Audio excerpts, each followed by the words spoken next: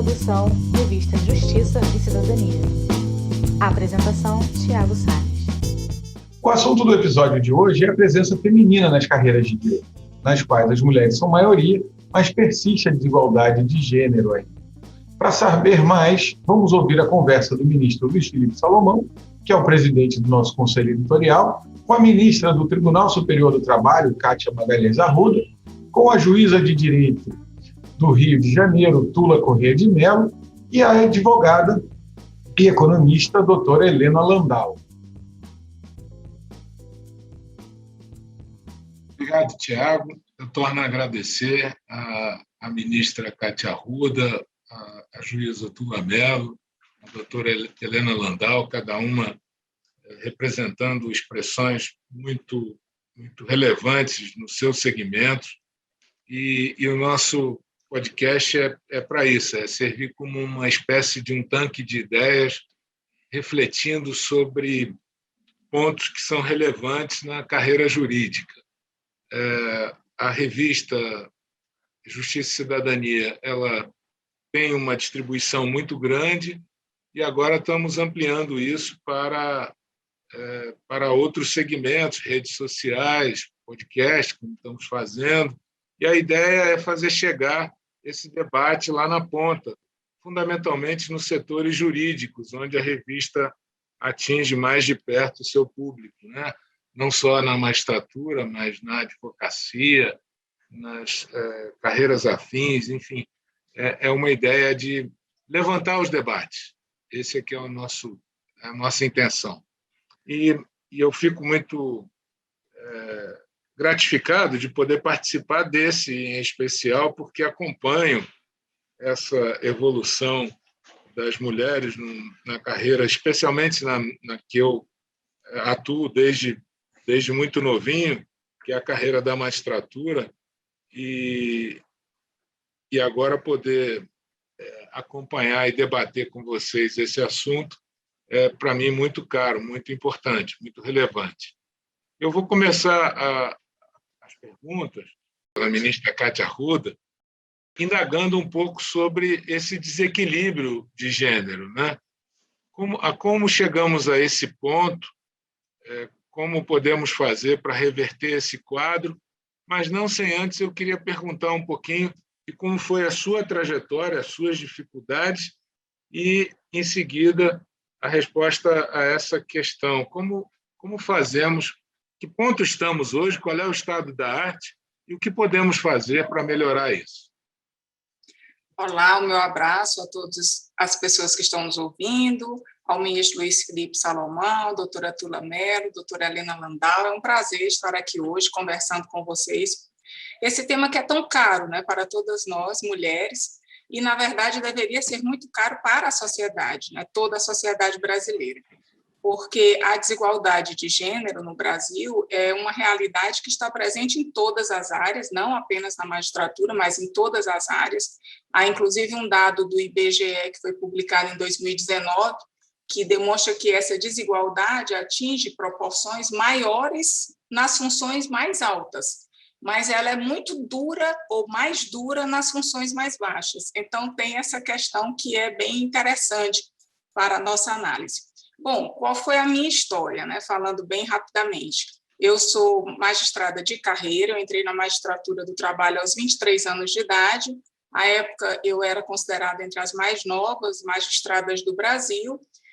Tive uma carreira no Maranhão, que não é o meu estado de origem, o meu estado de origem é o Ceará, mas eu fui fazer o concurso no Maranhão, um estado de um povo profundamente acolhedor, mas de uma realidade muito dura, muito difícil socialmente. Então, no Maranhão, eu tive que lidar com temas terríveis, como exploração sexual de crianças, com temas relacionados a trabalho análogo à condição de escravo, enfim, todas essas mazelas que o Brasil ainda apresenta.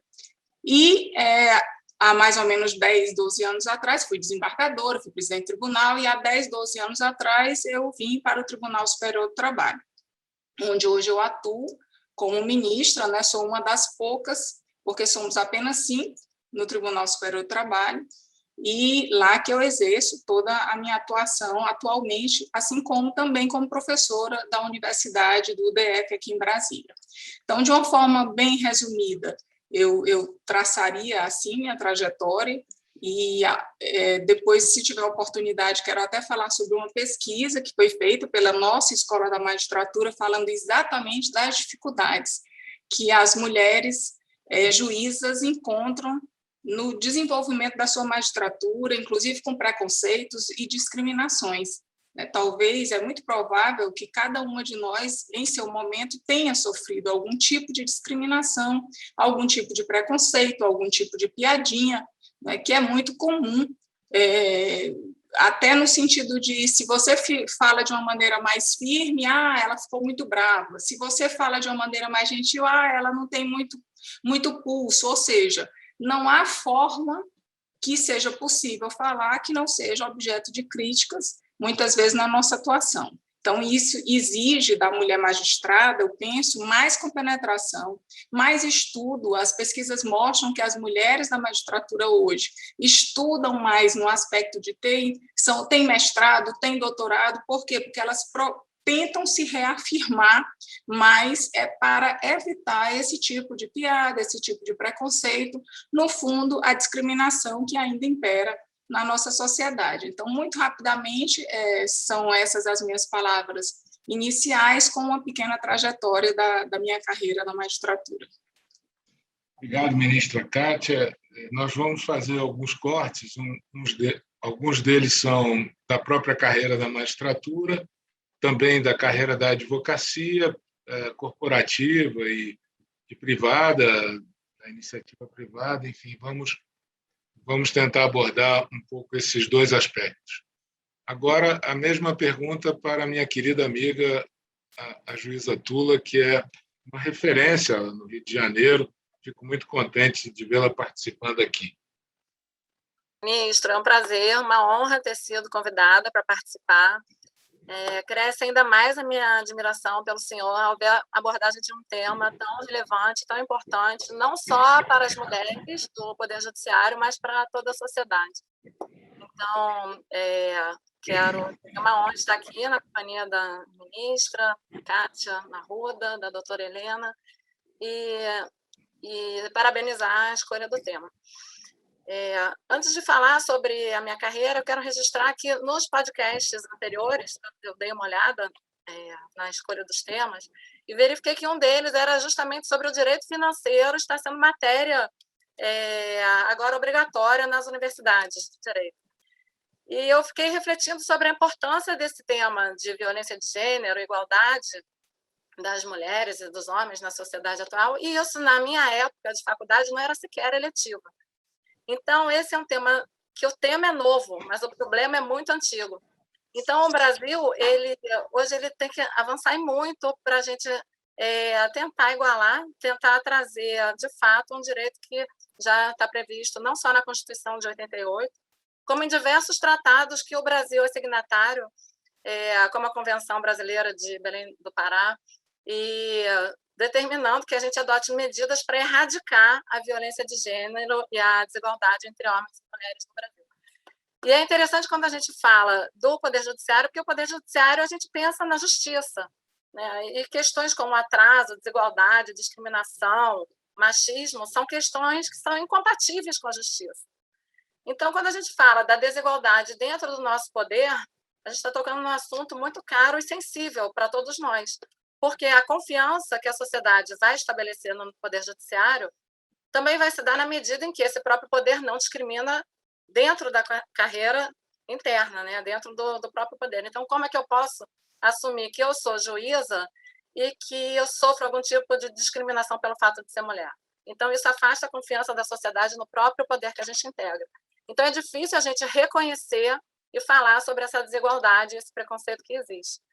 O CNJ, fazendo algumas pesquisas, em 2018, já constatou que, efetivamente, as mulheres juízas não têm a mesma ascensão ao poder, ao ingresso, à carreira, né, na parte horizontal.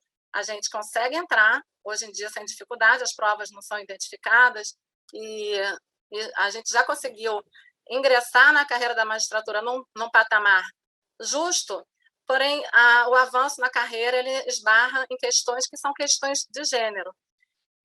Então, o CNJ, em 2018, determinou que todos os tribunais adotem medidas para erradicar a desigualdade de gênero dentro dos tribunais.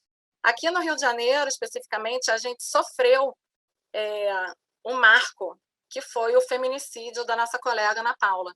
E isso nos fez voltar esse olhar, que geralmente é para o lado de lá da bancada, né, da mesa de audiência, para voltar esse olhar para nós mesmas, onde estamos errando quando permitimos que uma mulher, uma juíza com poder, com uma situação financeira, social, profissional, no nível, praticamente no topo, que uma mulher pode almejar ou desejar, com toda a escolta do poder do Estado à disposição dela, como é que uma mulher pode ser vítima de um feminicídio? E que tipo de preconceitos, né, que as mulheres ainda sofrem e ainda estão sofrendo. Então, diante disso, uma questão que já era uma questão legal, que veio com a Constituição, que veio com a resolução do CNJ de 2018, a resolução número 255, no sentido dos tribunais adotarem mecanismos de erradicação, o nosso tribunal aqui, através de um movimento das juízas, formou um grupo chamado um grupo coletivo, foi um movimento orgânico de juízes que pararam e começaram a refletir sobre essa desigualdade que a gente sofre. Então, e pleiteamos que efetivamente fosse criado aqui um comitê para promoção da igualdade de gênero e erradicação da violência de gênero, de todo tipo de violência aqui dentro do tribunal. Então, esse comitê vem fazendo uma série de trabalhos, de palestras, e buscando mecanismos para a gente efetivamente erradicar. Então, a questão da desigualdade ela não pode ser estudada sem esse novo curso, né, esse novo saber, que a gente deixou de estudar e deixa de lado, que é esse saber acerca do gênero e quais são as circunstâncias de gênero que acabam permitindo que dentro do próprio Poder Judiciário as mulheres deixem de alcançar os postos mais altos e ter efetivamente voz ativa e participação política por conta de uma desigualdade que já não deveria mais existir. Eu já venho tendo essa preocupação, agora que o senhor perguntou, né, um pouquinho da minha trajetória. Eu ingressei na magistratura em 2001. A carreira da magistratura é uma carreira acessível, concurso público, né? As mulheres estudam e ingressam na carreira. E a gente não para refletir sobre essas questões de gênero. Mais ou menos essas regras, essas imposições acerca do nosso atuar e da forma que a gente deve se portar, são imposições que elas não estão codificadas, né? Elas vêm de uma forma implícita. Como a ministra falou, é um olhar que o colega te dá, é uma forma velada de permitir ou não que você manifeste a sua opinião pelo fato de ser mulher. Então, esse código de normas a gente vem seguindo sem questionar. Tá? Então, recentemente eu estava dando uma olhada num trabalho sobre magistratura e gênero, uma análise da condição profissional feminina no Judiciário Fluminense. Ana Paula Ciamarella, ela promoveu algumas palestras aqui na Emerge, e ela fala sobre isso, é um teto de vidro, são normas que estão implícitas, não são explícitas, mas que ainda deixam a mulher de lado. E esse papel da mulher, o estudo acerca dos direitos da mulher, eu comecei a fazer somente em 2015. Até então, eu também não havia me dado conta desse problema que existe. Quando eu fui titular de um juizado de violência doméstica e familiar contra a mulher, e comecei a atuar nos tribunais do júri, fazendo diversos júris, onde eu percebi que em 3 júris que eu realizava numa semana, 2 eram de feminicídio. Então, que o problema de gênero existe, persiste, é grave, mata, torna a nossa sociedade muito desigual e tem que ser efetivamente erradicado, principalmente dentro do nosso próprio poder, porque a justiça não combina com a desigualdade. Obrigado, Tula. Doutora Helena. Ministro, muito obrigado pelo convite. Estar ao lado de 2 mulheres tão importantes nas suas carreiras, a ministra Kátia, a juíza Túlia. O tema é sensacional, né? Ver um homem buscando dentro do judiciário, da justiça e cidadania, uma discussão sobre representatividade de gênero é muito importante. Eu vou falar rapidamente da minha carreira para vocês entenderem como eu me sinto nessa questão da discriminação. Eu sou economista e depois de muitos anos, já passados os 40 anos de idade, eu fui fazer direito. E na economia, as mulheres eram minoria absoluta, né? Pouquíssimas mulheres. No meu mestrado, só tinha eu e mais uma, e no doutorado nós éramos 3, e no doutorado já havia cota, eu fiz um doutorado no exterior. No direito, ao contrário, me surpreendeu a quantidade de mulheres na minha turma de graduação, quase que muito superior ao número de homens, o que deveria refletir, portanto, uma paridade maior nas carreiras, seja na advocacia privada ou pública, seja nas carreiras do judiciário. Quando eu comecei a praticar direito, eu comecei no escritório do Sérgio Bermudes, e isso foi há quase 20 anos atrás. Nós éramos a minoria. Hoje, eu poderia dizer que não há nenhuma diferença no número de cargos entre homens e mulheres, e nós começamos a construir, exatamente como falou a Túlia, um coletivo interno, né? Quase que as mulheres se reuniram para ouvir problemas das mulheres, para discutir questões femininas, e, para surpresa nossa, havia um equilíbrio muito grande até de posição e remuneração. Mas isso não é padrão, né? Isso não é padrão. Na realidade, o que a gente vê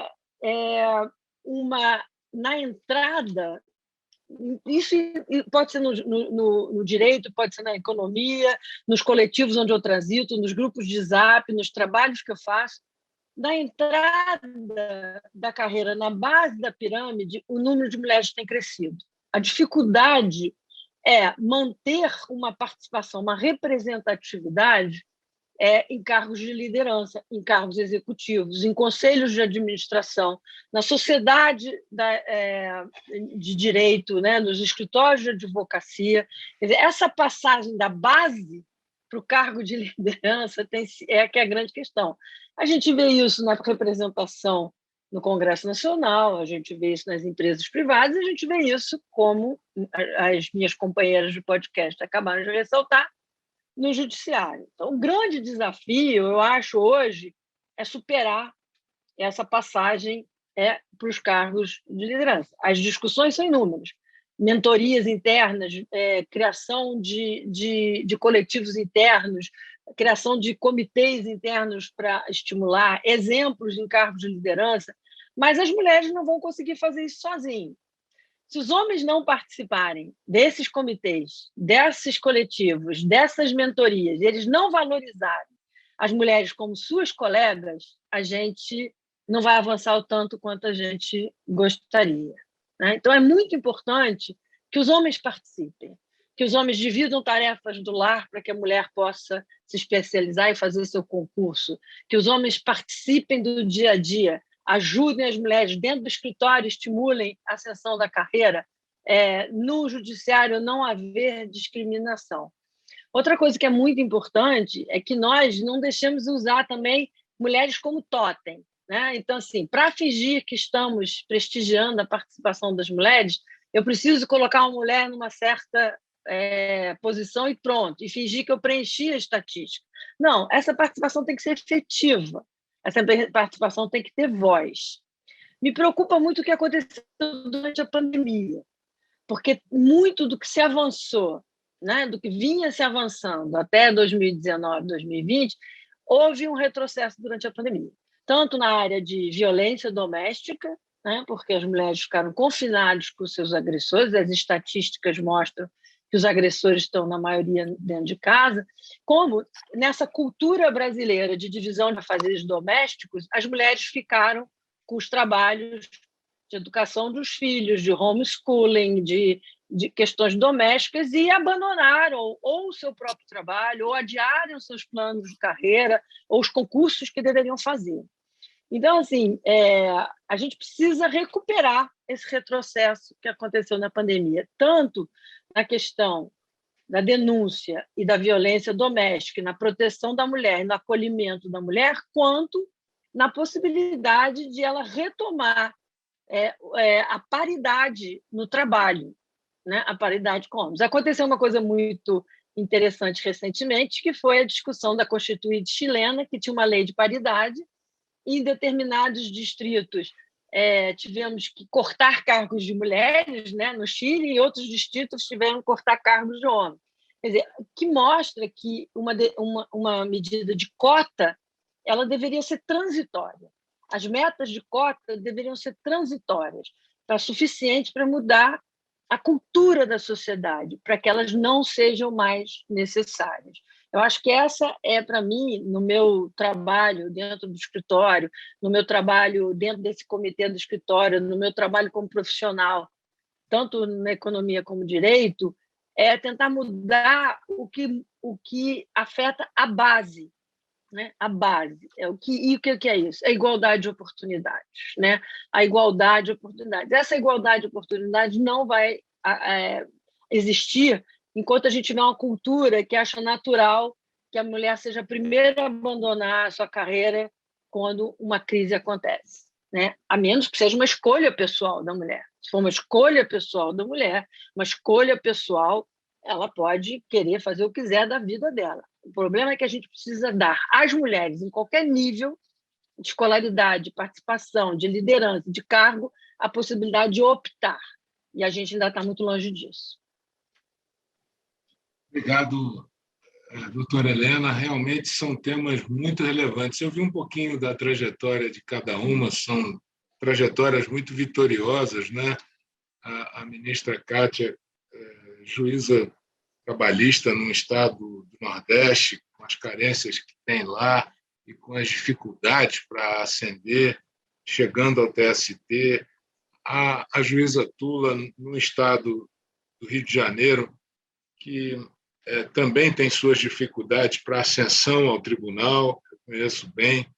E agora a doutora Helena também trazendo uma visão muito interessante, ela que foi uma das primeiras economistas mulheres, né? Tem uma carreira híbrida na economia e na advocacia, também dando um depoimento muito interessante, e temas também muito interessantes, temas muito atuais. Nós poderíamos aqui passar uma tarde inteira debatendo, não só a questão da pandemia, que eu acho que trouxe alguns retrocessos para essa, como foi colocado agora, para essa questão do gênero, né? Mas também poderíamos falar das cotas na disciplina eleitoral, né? No sufrágio e nas mesas diretoras dos partidos. Eu lá no TSE estou vendo agora esse fenômeno muito de perto.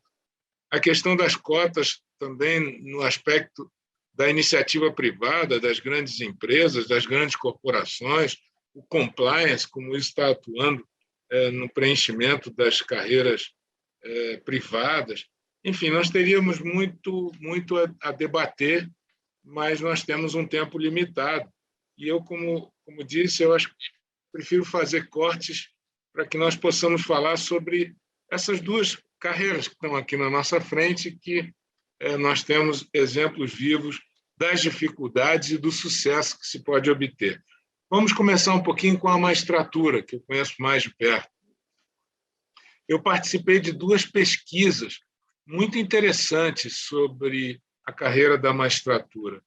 A primeira delas, há mais de 20 anos atrás, era o perfil do magistrado brasileiro, a primeira pesquisa conduzida pelo sociólogo professor Werneck, Luiz Werneck Viana, Maria Alice e toda a equipe que começou a examinar o fenômeno do Poder Judiciário pós-Constituição de 88. Ali, eu me lembro bem, uma das grandes novidades que os sociólogos traziam era a questão da feminilização da magistratura. Eram dois pontos, juvenilização e feminilização da magistratura. Foi essa pesquisa lá de trás, o perfil do magistrado, que trouxe esse tema à baila. E, curiosamente, eu participei agora, porque coordeno um centro de pesquisa tanto da AMB quanto da Fundação Getúlio Vargas. Nós tivemos a grande oportunidade de repetir a pesquisa 20 anos depois, com o mesmo grupo de sociólogos, o que é muito raro na sociologia, esse tipo de pesquisa replicada, né? agora é quem somos, a magistratura que queremos. Ela tem 2 anos, essa pesquisa, e ela trouxe uma grande preocupação do sociólogo. Aquele fenômeno, aqueles 2 fenômenos, principalmente o que nós estamos tratando agora, que era o ingresso da mulher pela via do concurso na magistratura, ele diminuiu. Eles notaram, os sociólogos, que a curva é uma curva descendente. Ela vinha numa ascendente depois da Constituição de 88 e agora ela vem descendo. Ainda é uma descida discreta, mas é um fenômeno que devemos atentar para ele. As mulheres não estão ingressando como ingressavam antes na magistratura. Eu queria entender um pouquinho a visão de cada uma de vocês sobre esse fenômeno. Eu vou começar com a Tula para dar uma mexida na ordem. Então, ministro, com relação ao decréscimo do ingresso das mulheres, né, na magistratura, a gente tem que analisar essa pesquisa ao longo do tempo, porque a gente não pode hoje afirmar que as mulheres estão optando por outras carreiras por conta do avanço, né? Apesar de ser um avanço a passos lentos, um avanço no sentido da igualdade de gênero. Porque toda análise acerca do ingresso das mulheres na magistratura, ela parte das carreiras mais antigas que eram permitidas às mulheres, né? Então, há um tempo atrás, as mulheres elas optavam pelas carreiras da enfermagem e as carreiras do magistério. Depois, ao longo dos anos, 1960, 1970, as mulheres começaram a poder, né, a terem essa autorização social, né, aquela autorização velada, a ingressar em outras carreiras, e elas sempre buscaram essas carreiras das áreas humanas, direito, medicina, e sempre aquelas carreiras ligadas aos cuidados. Tanto é que a doutora Helena ela faz essa observação, que na faculdade dela de economia não haviam tantas mulheres, mas de direito, sim. Então, pode ser, como pode não ser, porque esses censos eles têm que analisar todas as circunstâncias, né? Então, também agora as mulheres podem estar se sentindo autorizadas, né, diante do avanço na conquista dos direitos, a buscarem também outras carreiras, outros perfis, porque a magistratura ela ganhou uma certa confiança social para que as mulheres pudessem ingressar, porque é uma carreira que traz estabilidade. Ela não exige que as mulheres se desloquem, então assim a mulher não precisa ter essa mobilidade constante. Então, o fato da carreira da magistratura ter essa proporção, né, de 50% das mulheres, ela reflete também esse papel de gênero que ainda é verificado na escolha das carreiras, aquelas carreiras que são admitidas, né, para que as mulheres ingressem. Então, a gente não sabe ainda dizer se essa curva está descendente ou por conta de um avanço ou de um verdadeiro retrocesso. A verdade é a seguinte: a simples permissão formal do ingresso em um determinado grupo não significa que essa mulher vá ascender profissionalmente nesse grupo. Então, as mulheres também podem estar indo na faculdade, mas elas não conseguem avançar, apesar de conseguirem um diploma, de repente elas não estão conseguindo tempo para estudar, para elas conseguirem ingressar na carreira da magistratura. Que o tempo também é um fator que está sendo violado em razão da disparidade de gênero. As mulheres, elas além daquele tempo que elas têm que dedicar às atividades tidas como produtivas, né, que trazem dinheiro, que movem a economia, elas ainda assumem a responsabilidade do tempo dedicado a toda atividade reprodutiva. E nessa atividade reprodutiva estão incluídos os afazeres domésticos. Então, também o tempo necessário para que ela dedique ao estudo, para que ela consiga ingressar na carreira da magistratura, pode estar sendo afetado por conta dessa violência de gênero que ainda permanece. Então, essas perguntas que a gente tem que fazer sempre, né? Aonde hoje é o lugar da mulher? O que é o perfil da mulher? São as questões ligadas ao gênero, que são as questões que têm que acabar sendo erradicadas. Esse estudo que a gente tem que fazer. Então, quando você chega para uma mulher e fala, olha só, você pode ser juíza porque você tem esse perfil, mas se você for juíza, você tem que ser juíza de família ou de juizado, sabe, buscando sempre a conciliação, porque você é mulher, você cuida. Então, essa diferença de gênero, né, isso está sendo refletido na escolha das profissões e também no avanço nas carreiras. A mulher que passa num concurso para a magistratura, ela fica estagnada porque ela não tem esse tempo de dedicação que os homens têm, porque, como eu estava falando aqui, o tempo dela é dedicado a duas tarefas, né, a produtiva e a reprodutiva. Então, ela tem que, primeiro, explicar para a sociedade, porque existe aquela pergunta velada, né? Você está numa reunião, uma reunião social, que é onde acontecem os avanços políticos, né? E é onde a gente estabelece algumas relações que são importantes para essa mobilidade hierárquica na carreira, que envolve também uma política. Então, nesse tempo que já encerrou o seu expediente, você está numa reunião para avançar mais, mas você já é juíza. O que você quer além disso? Então, isso que tem que ser discutido para a gente arrumar mecanismos para que essas mulheres consigam avançar na carreira e que elas não sejam cobradas dessa forma, nem pela sociedade, né, nem pelo próprio tribunal. Se eu pleitear algum cargo, por exemplo, que exija minha locomoção para Brasília, certamente alguém vai perguntar, mas e seus filhos? Quem vai cuidar? E da sua casa? Quem vai ficar? E como você vai explicar isso para o seu marido? Então, se você não tem um parceiro ou uma parceira que compreenda essa necessidade de deslocamento e de mobilidade e necessidade de mecanismos políticos para você conseguir ascender na carreira, você fica com a carreira engessada, ainda que seja pela antiguidade.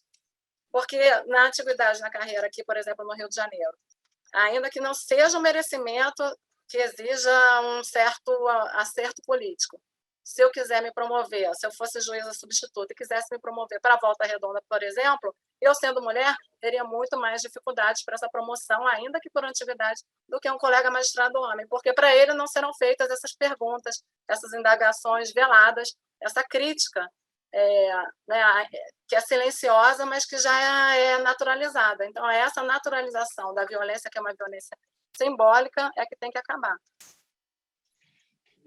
Muito interessante. Eu ia perguntar, assim, de maneira bem direta, e vou fazer essa pergunta à doutora Helena agora, para subir, para chegar aos cargos de comando, sente na pele uma discriminação? A mulher, no mundo corporativo, na iniciativa privada, percebe-se isso nitidamente ou é uma coisa mais velada? Como é que funciona? Isso é uma pergunta muito difícil, porque vai da experiência pessoal de cada um. Para falar, a minha experiência, eu não senti discriminação, porque já começou na família, assim, a prioridade com a educação, e eu tenho 3 irmãos homens, então aprendi muito a conviver com um mundo de brigas masculinas e etc.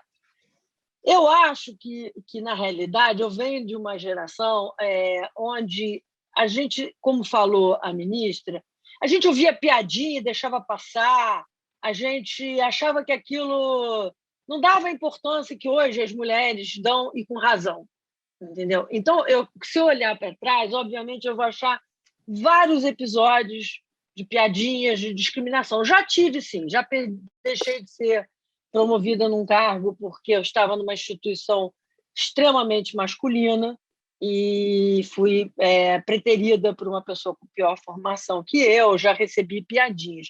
Mas o cargo maior que eu tive, que foi a questão de trabalhar para a privatização no governo Fernando Henrique, não. Dentro da PUC, da academia, na discussão de participação na equipe econômica, eu não sofri nenhuma discriminação. Ao contrário, eu recusei alguns cargos porque eu, por exemplo, não gostaria de ir para Brasília e deixar meu filho pequeno, não queria levar meu filho pequeno, então eu tive a oportunidade até de escolher o que fazer. Mas isso não é padrão. Eu não posso dizer o que aconteceu comigo, acontece com todo mundo. As estatísticas mostram que há uma discriminação, né? Eu não posso trazer a minha experiência pessoal para dizer não há. Né? Se estatisticamente está lá claramente dito, né? Que os cargos, a pirâmide vai afunilando, a participação das mulheres é cada vez menor. Tanto que há uma série de iniciativas para 30% de participação nos conselhos de administração, uma série de cotas, e não cotas exatamente, porque não está na lei, mas de metas. Ao mesmo tempo, a gente vê um retrocesso quando o presidente da República veta por inteiro um projeto de lei da equiparação salarial.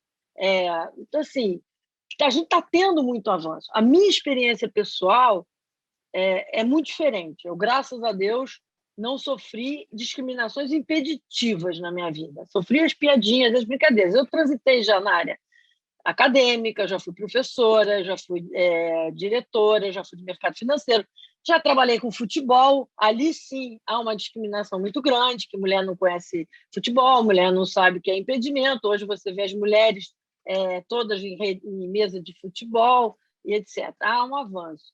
Então, o que me preocupa mais é exatamente a gente criar na base a possibilidade de crescimento contínuo, né? Que não tenha que ter um afunilamento na carreira.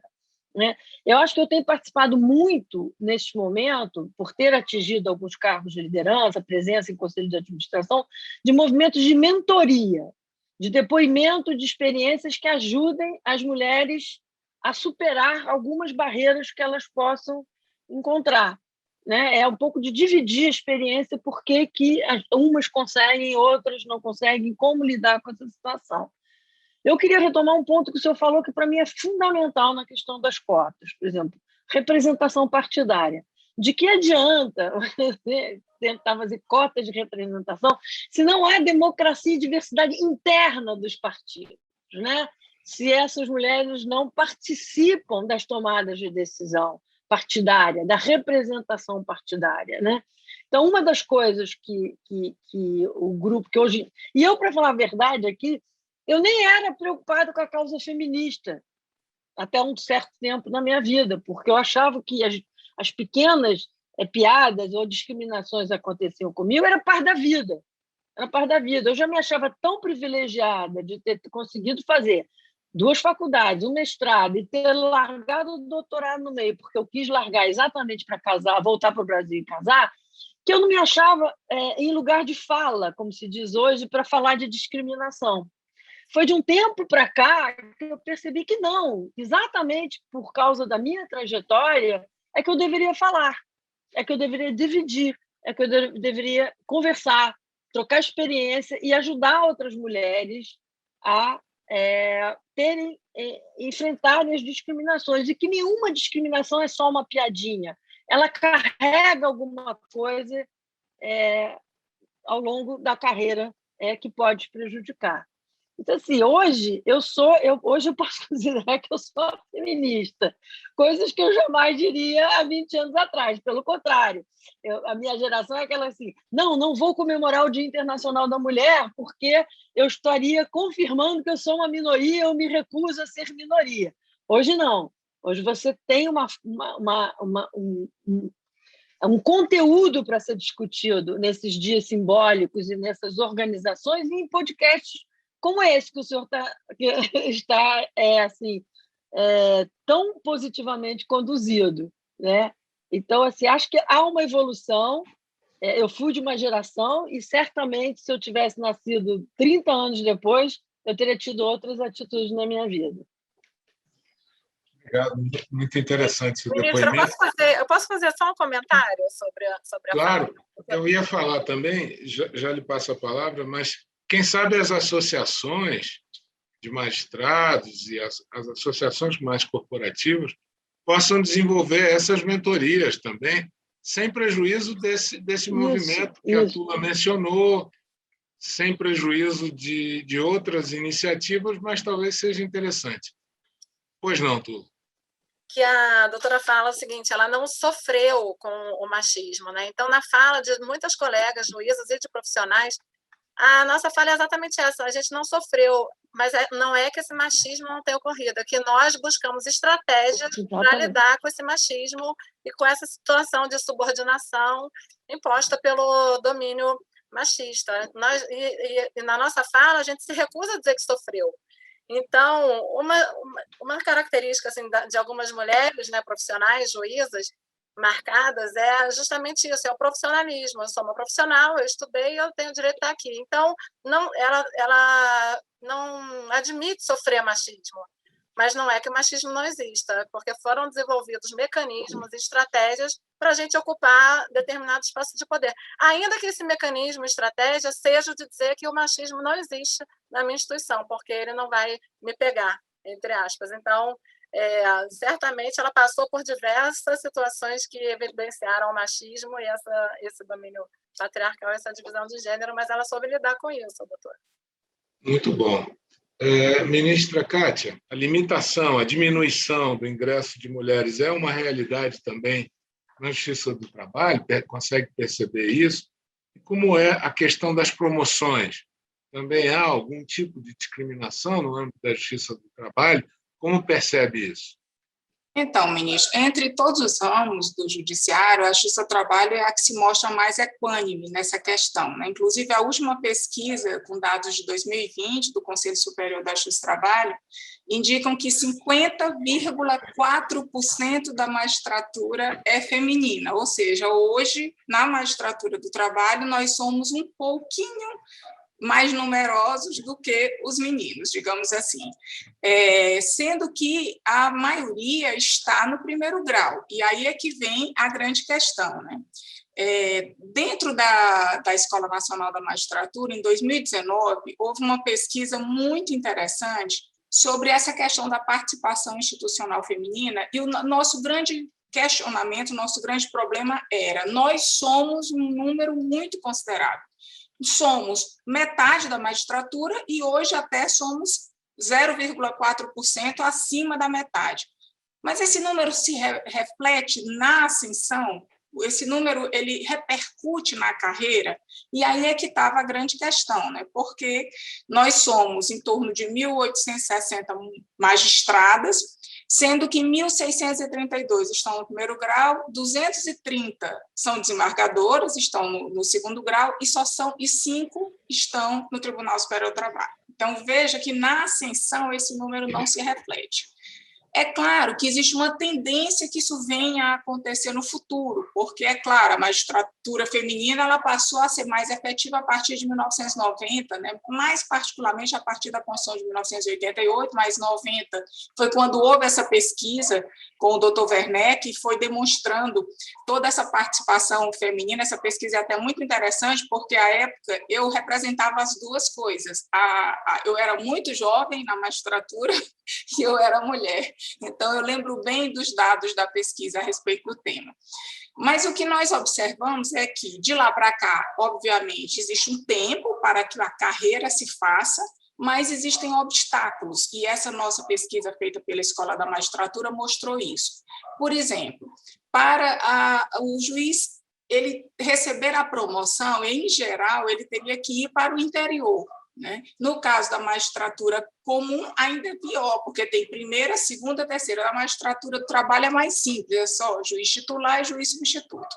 Então, o que acontece? Eu vou dar exemplos concretos e de coisas que eu vi e que, às vezes, eu só percebi muito tempo depois. Por quê? Porque, como diz uma grande amiga minha, a mulher que nunca percebeu nenhum tipo de discriminação, ela está sendo meio lerda. E eu acho que eu era lerda. Só depois é que eu pude perceber alguns detalhes. Vou dar um exemplo. Uma vez eu não fui promovida para uma vara do interior do Maranhão e o meu colega desembargador, ele disse assim: Kátia, eu não votei em você porque é melhor para você ficar na capital. E a grande pergunta que se vê é: isso não parece discriminatório, mas é. Por quê? Porque ele decidiu por mim. Ele entendeu o que seria melhor para mim. Percebem aí a questão? São pequenos detalhes. Quando eu vim para Brasília, como na época candidata ainda ao TST, nós visitávamos os gabinetes dos ministros, e a primeira pergunta que eu recebia de quase todos os gabinetes era: o seu marido vem junto? Como vai ficar a questão dos seus filhos? E a pergunta é: nenhum dos meus colegas recebia a mesma pergunta, dos meus colegas homens. Então, aquilo que não parece discriminatório por quê? Porque a mesma pergunta não era feita da mesma maneira. Um outro exemplo que nós podemos ver dessa distinção, se nós olharmos no Google, mulher é morta por, e parar por aí e colocar homem é morto por, o homem é morto por acidente, tiro de revólver, sei lá, moto. Mulher é morta por, vai sair marido, irmão, amante, ou seja, as mulheres são mortas por seus companheiros, enquanto que os homens são mortos em acidentes. Então, até na pesquisa do Google, essa discriminação e essa diferenciação da violência contra a mulher se efetiva. Então, por isso que, às vezes, a gente tem que ter essa perspicácia, sabe, de ver aonde o subreptício não vai mostrar, mas a própria rejeição à palavra feminismo, para mim, mostra essa questão. E eu gostei muito quando a doutora Helena Landau citou esse termo. A própria questão que nos faz rejeitar, você é feminista? Não. Somos sim, porque todas as pessoas que lutam por direitos iguais entre homens e mulheres são feministas. Ser feminista é isso, é lutar por direitos iguais. Mas na concepção de muitos, ser feminista é queimar sutiã na praça pública. Porque em algum momento histórico isso talvez tenha sido importante, mas não é mais essa a representação que nós temos hoje. No entanto, ainda é a representação que é passada para a nossa história. Então, por isso é que eu acho importante citar esses exemplos, né? A própria Organização das Nações Unidas estabeleceu como uma meta para 2030 essa questão, uma meta para o desenvolvimento sustentável, essa questão da igualdade de gênero. Por quê? Porque é uma situação que ainda impera de forma muito constante nas relações do mundo moderno. Nas empresas privadas, há uma pesquisa que diz que mesmo as mulheres que ascendem a cargos de direção ainda ganham menos, na maioria delas, é claro, em torno de 61,9% é o que ganha uma mulher em relação ao salário do homem. Então, vejam que são dados que a própria pesquisa está apresentando. Nessa pesquisa feita pela Escola Nacional da Magistratura, teve um dado especificamente que me chocou profundamente, porque, como bem disse a juíza Tula Mello, nós estamos falando de mulheres que chegaram ao topo da sua carreira, né? E, no entanto, na pesquisa, 37% dessas mulheres responderam não só terem sofrido discriminação, como parte delas ter sofrido violência. Então, veja como a questão ainda é desigual, como o tema precisa ser tratado, sim, precisa ser tratado de forma profunda. Nós temos que assumir todas as nossas dúvidas, os nossos problemas e tentar buscar soluções, né? Eu penso que, dentro da magistratura, um grande problema de ascensão é exatamente a vida doméstica. A vida doméstica é um problema para a ascensão da mulher. E os pesquisadores eles dizem isso, né, que ainda há uma distinção entre a vida pública e a vida privada quando se trata de homem e mulher. O homem ele é claramente voltado para a vida pública, para a vida, ele é forte, ele é agressivo na metodologia predominante, e ele é voltado para o público. A mulher não. A mulher ela é educadora, ela é mãe, ela é boazinha e ela é voltada para a vida doméstica. Então, essas ainda são as ilusões que nos são vendidas, que nos são apresentadas, né? E a própria mulher, o que aconteceu? Ela entrou para o mercado de trabalho, mas ela não foi desonerada das suas atividades de vida doméstica. Nós entramos para o mundo do trabalho tendo que continuar com todas as responsabilidades domésticas que nós tínhamos antes. Então, a própria questão cultural de discutir o papel do equilíbrio nas relações domésticas é extremamente importante para permitir que essas mulheres possam efetivamente ascender, né? Ninguém vai chegar para o homem e dizer, olha, você pode ser promovido por uma vara do interior, mas você vai levar seu filho? Ninguém faz essa pergunta para um homem, mas fazem para as mulheres e decidem, inclusive, por essas mulheres. Então, veja como existem vários pontos que são perceptíveis, mas às vezes não são tão visuais à primeira vista. Muito interessante o debate, mas o nosso tempo está acabando. Vou para a última rodada aqui, só para as últimas considerações de cada uma. Vou começar com a doutora Helena Landau. Bom, acho que a diversidade está na pauta. Se as mulheres são 50% da população brasileira, trazer mais 50%, né, de ideias, de profissionais, de qualidade, etc., só vai aumentar a produtividade e a qualidade que a gente tem de produção. seja acadêmica, seja jurídica, seja na qualidade das decisões. Então, não é só uma questão de dignidade humana, porque é uma questão de dignidade humana, mas muito além disso. Então, eu acho que é uma obrigação quase que de todos nós trabalhar pelo fim da discriminação de gênero, pelo fim da discriminação tanto na posição de cargos de liderança, na base, quanto na remuneração. E, evidentemente, proteger a mulher da violência doméstica e de toda sorte de discriminação cultural que impede ela de seguir seu caminho. Muito obrigado, eu aprendi bastante. Minha querida amiga... Eu estou adorando. Tula Mello. Então, ministra, para encerrar, para dizer que todos nós aqui somos feministas, porque a nossa Constituição é feminista.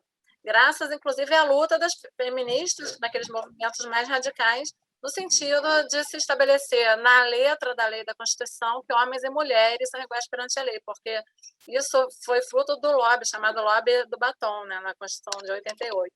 Então, assim, hoje eu também faço questão de dizer, de me chamar feminista e me enxergar como feminista, traçando sempre a diferença de que o feminismo é essa luta pela igualdade de oportunidades e direitos. Não é uma guerra entre os homens e as mulheres, é sim uma luta contra todas as barreiras que colocam na nossa frente e nos impedem de avançar. Barreiras essas que às vezes são simbólicas, invisíveis, que dentro do ambiente doméstico elas podem se refletir através de uma lesão, um machucado, que são muito visíveis na sociedade, e o feminicídio.